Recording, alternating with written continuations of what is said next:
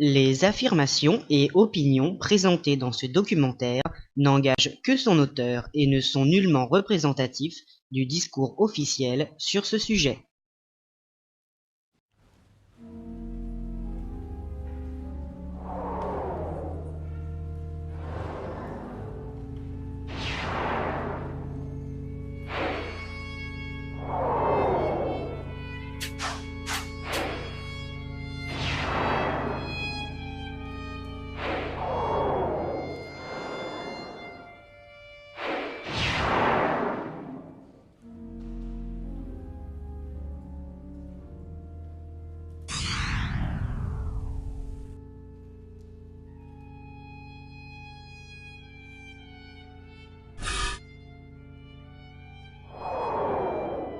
La Terre, notre planète, évolue au cœur d'un système planétaire que l'on appelle le système solaire, âgé d'environ 5 milliards d'années. Il est composé de 8 planètes, 4 telluriques rocheuses et 4 géantes gazeuses, qui orbitent toutes autour d'une étoile que l'on appelle le Soleil. En partant de son étoile, qui se situe au centre du système, nous avons donc Mercure, une minuscule planète tellurique, Vénus, approximativement de la même taille que la Terre, mais avec une pression atmosphérique et des températures infernales, notre chère Terre, la planète bleue, porteuse de vie, puis Mars, la guerrière rougeoyante, plus petite que la Terre. Ces 4 planètes forment les astres rocheux de notre système solaire. Après Mars, on trouve la ceinture d'astéroïdes, une immense couronne de débris flottant en orbite. Encore plus loin, c'est le domaine des géantes gazeuses. La première, Jupiter, la plus grosse planète de notre système, avec son œil colossal qui observe l'univers. Un peu plus loin, la magnifique et mystérieuse Saturne, la belle aux 7 anneaux. Et pour finir, les jumelles d'émeraude, Uranus et Neptune, aussi grandes que captivantes. Il y a encore quelques années, j'aurais clôturé la présentation du système solaire avec Pluton, une minuscule planète plus petite que la Lune. Mais les scientifiques ont décidé qu'elle ne faisait plus partie des planètes. Neptune ferme donc le bal des planètes de notre système solaire. Je vais vous raconter une version différente de la création de notre système solaire. Cette version, non officielle, est l'œuvre de Zecharia Sitchin. Ce dernier a interprété les traductions des tablettes antiques mésopotamiennes et a retranscrit les combats des dieux créant le monde en une vision de la création de notre système solaire.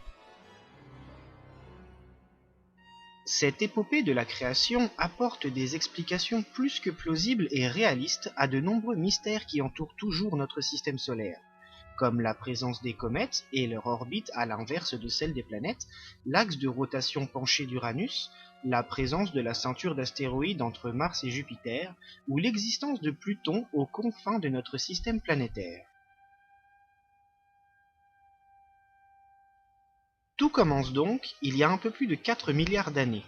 À la place de notre système solaire actuel se trouve un gigantesque nuage de gaz, de poussière et de glace. La gravité comprima ce nuage sur lui-même, augmentant de façon exponentielle la pression et la température en son centre, jusqu'au jour où naquit notre Soleil. Une gigantesque boule de plasma incandescente brûlant à plus de 15 millions de degrés. Mais toute la matière du nuage primitif ne fut pas absorbée lors de la formation du Soleil, et l'apparition de cette étoile mit en rotation toutes les particules qui restaient dans cette zone. Sous la pression et l'attraction de la matière, toutes ces particules de roche, de glace et de gaz commencèrent à s'agglomérer pour donner naissance à des planètes. La première à voir le jour fut Tiamat, une planète tellurique recouverte d'eau. 2 fois plus grosse que la Terre, elle se situe entre les orbites actuelles de Mars et de Jupiter, au milieu de la ceinture d'astéroïdes. La seconde planète à voir le jour fut Mercure, le messager du Soleil, si proche de lui qu'elle est la seule à pouvoir entendre ses murmures. 2 autres planètes telluriques allaient encore naître des résidus du nuage primaire. Vénus l'ardente et Mars la guerrière vinrent se placer entre Mercure et Tiamat. Mais une autre paire de jumelles allait encore faire leur apparition. Sur des orbites bien plus éloignées du Soleil, bien après Tiamat, les géantes gazeuses Jupiter et Saturne imposèrent leur présence. Pour finir, le peu de matière originelle restante suffit à donner naissance aux jumelles d'émeraude, les deux autres géantes gazeuses que sont Uranus et Neptune, sur des axes encore plus éloignés de notre étoile. Tous les résidus du nuage primaire furent ainsi utilisés pour donner naissance aux 8 planètes qui tournoyaient inlassablement autour du Soleil, au cœur de ce système.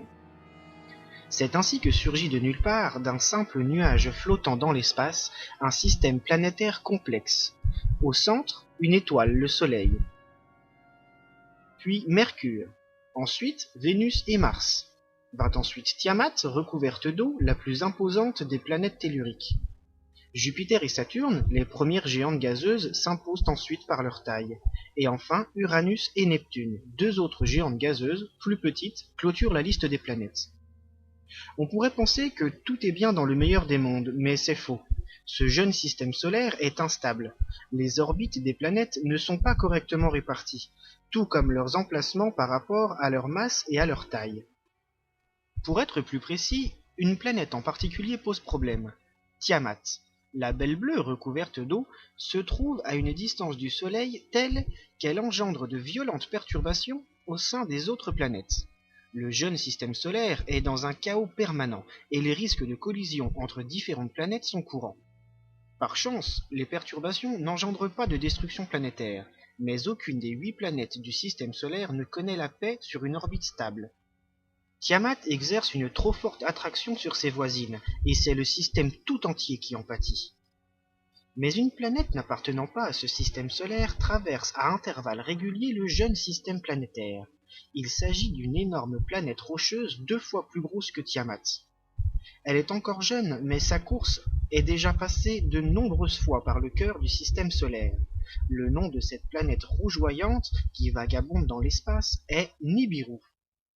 Lors de ses passages dans le système solaire, Nibiru accroît les perturbations. Sa taille et sa masse ne font qu'ajouter à l'instabilité permanente générée par Tiamat. Le chaos est alors total, et seule une chance effrontée permet d'éviter une collision ou une destruction de planète.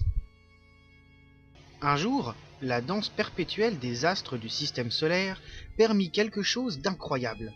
Le destin de chacune de ces planètes allait être modifié à jamais. Comme elle l'avait déjà fait des centaines, voire des milliers de fois, Nibiru arriva des confins de l'espace et pénétra dans notre système solaire, attiré par l'attraction du Soleil. Sauf que cette traversée-là n'allait pas être comme toutes les autres. Arrivant de l'extérieur du système planétaire, Nibiru croisa tout d'abord l'orbite d'Uranus. Les 2 planètes passèrent si près l'une de l'autre que l'attraction qui s'exerça entre elles fit basculer l'axe de rotation d'Uranus. Nibiru, qui était lancé sur son orbite, était suffisamment massive pour défier l'une des géantes gazeuses de notre système. Les attractions phénoménales entre les 2 astres colossaux arrachèrent de la matière à Nibiru, qui l'entraîna avec elle dans sa course. Sa masse et sa vitesse lui permirent d'agglomérer cette matière issue de son duel avec Uranus et de créer 4 satellites. Nibiru se retrouva ainsi filant vers le cœur de notre système solaire, avec 4 compagnons autour d'elle. Après son passage aux abords d'Uranus, le destin avait placé l'orbite de Saturne sur sa course. Après avoir défié vaillamment une géante gazeuse et en avoir tiré 4 valeureux trophées, Nibiru s'avançait fièrement vers la géante aux anneaux, entourée de ses tout nouveaux satellites. Mais Saturne n'est pas le genre de planète à se laisser impressionner. Ces magnifiques anneaux ne font que détourner l'attention des dizaines de satellites naturels qui orbitent autour d'elle. Par chance, le destin décida de ne pas faire affronter ces 2 astres gigantesques. Nibiru passa toutefois suffisamment près de la géante aux anneaux pour imposer sa puissance aux yeux de tous. L'attraction de la colossale planète rocheuse expulsa l'un des satellites de Saturne. Envoyé vers le fin fond du système solaire, ce petit corps rocheux sera référencé par la suite comme étant Pluton. Nibiru continua donc sa course effrénée vers le centre du système solaire, attiré maintenant par la gigantesque force gravitationnelle de Jupiter. La plus grande des planètes de notre système solaire permet ainsi à Nibiru de prendre de la vitesse et propulse la planète rougeoyante venue des confins de l'espace en direction de celle qui est la cause des perturbations du système solaire, la belle Tiamat. Cette dernière, également assujettie aux diverses forces gravitationnelles et à l'instabilité du système, se voit arracher de la matière de sa surface, comme Nibiru lors de son passage aux côtés d'Uranus. De la même façon que 4 satellites furent engendrés autour de Nibiru, 11 petits corps célestes vinrent tournoyer autour de la belle Tiamat, telle une garde rapprochée prête à protéger la belle bleue de toute attaque ennemie. Le plus gros de ces corps se nomme Kingu et semble littéralement danser avec sa planète mère. Toutes les planètes du système solaire continuèrent leur course. Jupiter propulsa Nibiru et ses 4 satellites en direction de Tiamat, désormais entourée de ses 11 gardes. Une fois passé l'orbite de Jupiter, plus rien ne peut s'opposer à la rencontre des 2 monstres telluriques. Tiamat, impuissante, ne peut qu'attendre l'approche de Nibiru. Avant même que la vision ne puisse confirmer l'approche des 2 planètes, c'est l'attraction gravitationnelle de Nibiru qui entre en jeu. 2 fois plus imposante que Tiamat, la colossale rougeoyante de l'espace commence à agir sur les fils de la Belle Bleue. Les uns après les autres, 10 de ces satellites nouvellement créés furent arrachés aux forces de Tiamat et propulsés dans le sens inverse de la rotation des planètes autour du Soleil. Seul Kingu, plus proche et plus imposant, parvint à demeurer aux côtés de sa créatrice. Les 10 petits corps célestes qui avaient été engendrés des entrailles mêmes de Tiamat furent ainsi éjectés par Nibiru aussi simplement que des plumes par le vent. Mais ils continueront à jouer un rôle au sein du système solaire, en devenant les magnifiques comètes qui illuminent de leur chevelure les nuits des hommes. Le temps passe, et Nibiru se présente enfin face à Tiamat. La Belle Bleue se voit alors pris au piège, fixant son bourreau qui avance inexorablement vers elle. Attiré par la gravité de Tiamat, Nibiru semble soudain lâcher vers elle ses 4 satellites offerts par Uranus.